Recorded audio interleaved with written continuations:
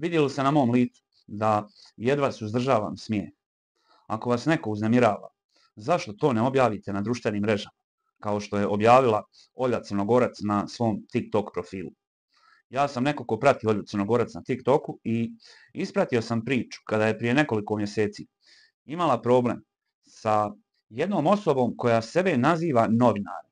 Kažem sebe naziva novinarem zato što u tim videima gdje Olja govori šta joj sve ta osoba radi. Olja govori da ta osoba ima još nekih zanimanja kojima se bavi. Naprimjer, da ode da slika nekog bivšeg ministra sa ljubavnicom, a onda traži od njega novac da ne objavi te slike.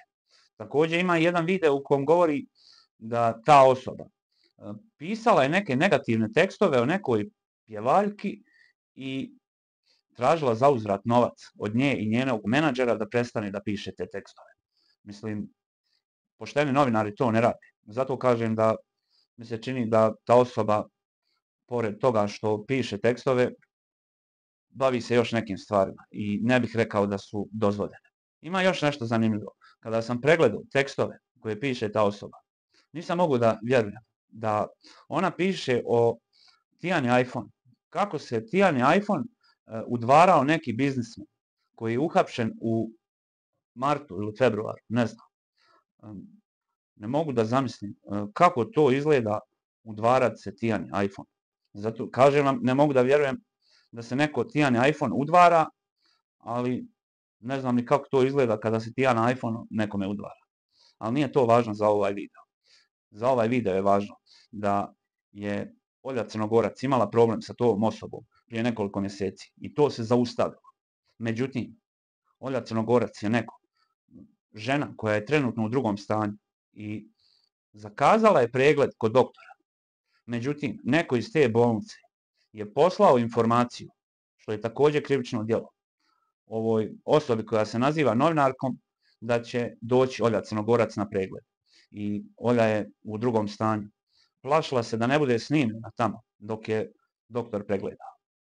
Nezgodna situacija. Posebno za ženu u drugom stanju. Moram naglasiti da sam ja neko ko zna da prepozna kada je neko u pravu i vidim da Olja Crnogorac jeste u pravu. Ali također mogu da prepoznam i kad je neko mangup. I baš se vidi da je Olja Crnogorac mangup, mada moram da je pohvalim pored toga i što dobro izgleda, da odlično montira svoje video snimke na TikToku.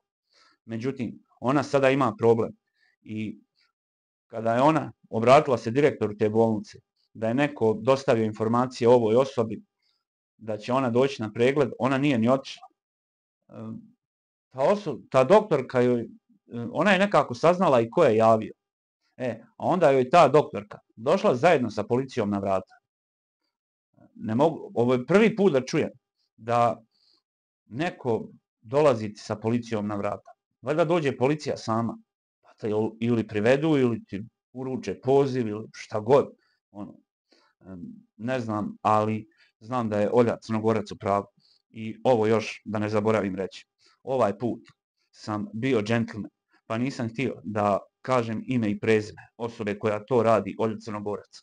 Ako još jedan video vidim od Olje Crnogorac na TikToku, u kom se ona, dok je u drugom stanju, žali na ovu osobu, ja više neću biti džentlmen i video koji sljedeći snim će biti sa punim imenom i prezimenom osobe koja radi ovo Olja Crnogorac. Ako imate problem, objavite ga na društvenim mrežama.